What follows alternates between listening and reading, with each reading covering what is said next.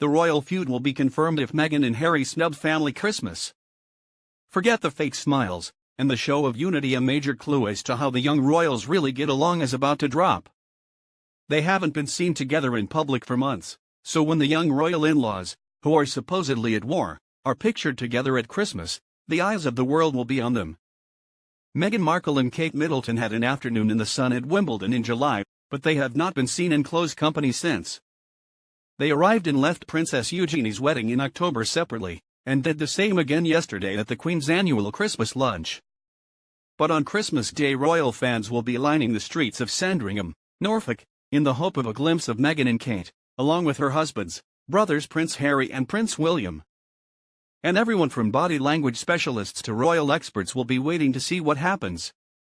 But while what happens immediately after the church service will be important, something far more significant will occur away from prying eyes later that night. Veteran royal watcher Phil Dampier, author of Royally Suited, Harry and Meghan in their own words, told News.com.au he expected there would be happy scenes in public. I'm sure the Fab Four will be all smiles as they walk to church and put on a show of unity, but royal watchers will be studying the body language. But where Meghan and Harry actually spend that night will provide the biggest clue as to what is really going on. The couple spent last year with William and Kate but have reportedly turned down an offer to stay with them again this year at their home Anmer Hall, on the Queen's Sandringham estate. Dampier said that would give the biggest hint. The key is whether Harry and Meghan stay at Anmer Hall or the big house. If it's the latter, I think we can assume there is still a problem. A royal source told The Sun that would be an unusual move, as there was far less space there.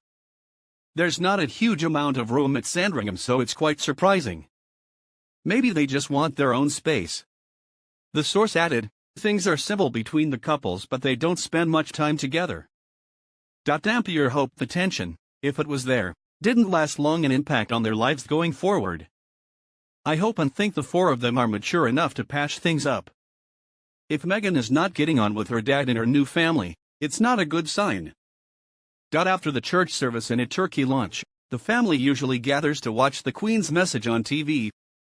Board games and movies often followed. If Meghan and Harry arrived late on Christmas Eve and left early on Boxing Day, and Harry did in fact miss the pheasant shoot, they would only have been with the family a day and a half. All these events meant it would be difficult to hide if there were real problems, Dampier said in a newspaper column this week. The Fat Four, as they have been dubbed, delighted crowds last year when they walked side by side out of the church and beamed at well-wishers. Back then the excitement was already building towards Meghan and Harry's lavish wedding at Windsor Castle and the introduction of a glamorous American actor to the royal family. A year on, Meghan remains hugely popular and her recent tour of Australia and New Zealand proved her superstar appeal. She is popular in the UK as well, but stories of a feud between the Sussexes and the Cambridges persist, as do claims she is difficult to work with. She has also been accused of driving a wedge between Harry and William. None of the rumors have been confirmed. There is rarely any comment from palace officials apart from a Buckingham Palace spokesman who said, "This never happened," when asked about Meghan and Kate having words over Meghan's alleged rudeness to staff. Royal biographer Christopher Wilson told the Daily Mirror, Sandringham Christmases can be an ordeal, even for those born royal, and generally those who've married into the family can't wait to get away. Princess Diana's former butler Paul Burrell told the Mirror this week Meghan should brace for an intense period full of the biggest personalities and egos.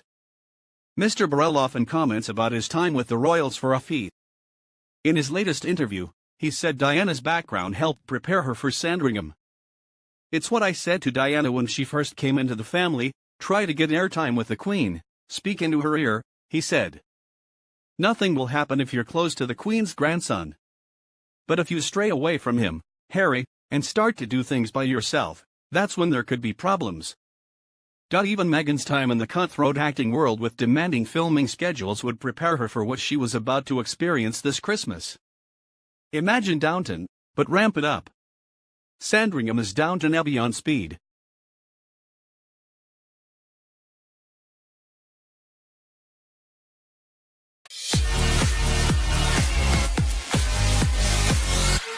A handy guide to the royals' true personalities, the Duchess of Cambridge's perfectly poised clutch, Meghan's clasp that says "I'm in charge" and Harry's fidgety fingers, but Charles is tinged with self-doubt. The Duchess of Cornwall is known for her poise and warmth, but just as notable is the way she holds her hands. With her arms bent, she keeps thumb and fingers gently touching in front of her in the heart shape. And she's not the only royal to have adopted a signature hand position. Here, Jean Brooke-Smith, principal of the Lucy Clayton School of Grooming and Modeling for 30 years, and body language expert Darren Stanton give their verdicts on how members of the royal family presents their hands and what their poses reveal about them. Duchess of Cambridge. Darren says, the handbag that she always holds in front of her is so clearly a defensive barrier between herself and the rest of the world. Sometimes she grips onto it as though on a roller coaster. I don't think she's as confident as Meghan. Kate comes across as utterly charming and genuine, but is far more formal and cautious. Jean says, I respect her hard work in doing the right thing at all times and her posture is excellent. But I have to admit, her use of her handbag as a comfort blanket has always been a bugbear of mine. I suspect it's something she adopted when she was first in the public eye and may have needed something to fiddle with. However, despite this position being somewhat defensive, her hands are always held with her index fingers in a symmetric. Prince Charles. Darren says, in spite of his position, Prince Charles doesn't come across as a confident man, and he often has one hand tucked down by his side and the other resting around his lapel. Any gesture where we touch ourselves, such as scratching our nose or rubbing our face, reveals that we are possibly feeling self-conscious and need to reassure ourselves. Jean says, Prince Charles has recently changed how he stands in his hand positions. He used to walk in a very formal way, with his hands behind his back. But over the past few years he has relaxed and become more free with his movements. I wonder whether this is an effort to engage more with people.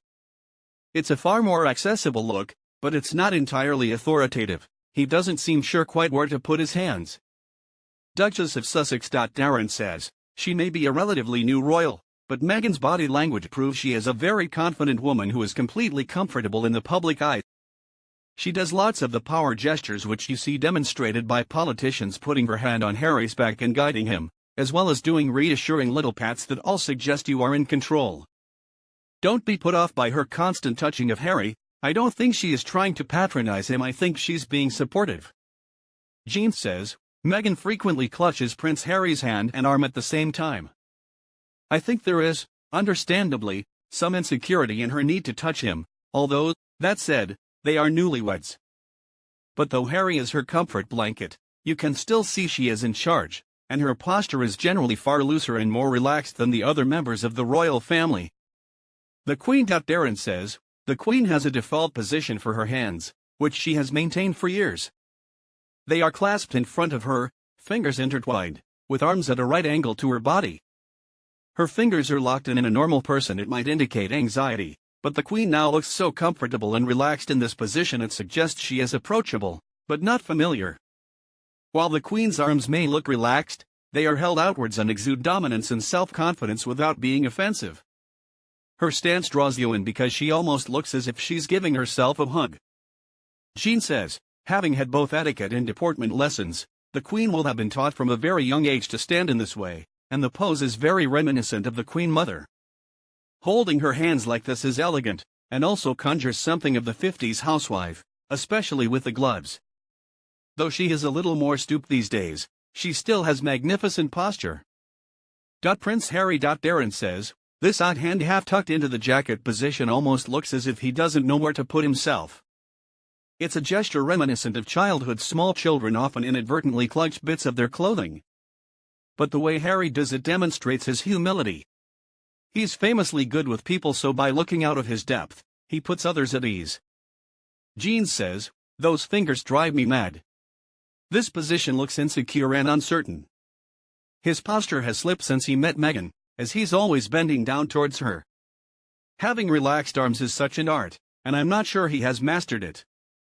Duchess of Cornwall. Darren says, this relaxed triangle shape is the sign of a self-assured woman. It's called a reverse steeple, because it looks like an upside-down church steeple, and is a gesture that exudes power and confidence, not arrogance, but someone comfortable in her own skin. The more space you occupy, and the more attention you draw to yourself, the more important you perceive yourself to be. If she were feeling shy, she'd be more likely to clasp her hands in front of her, and make them and her whole profile smaller.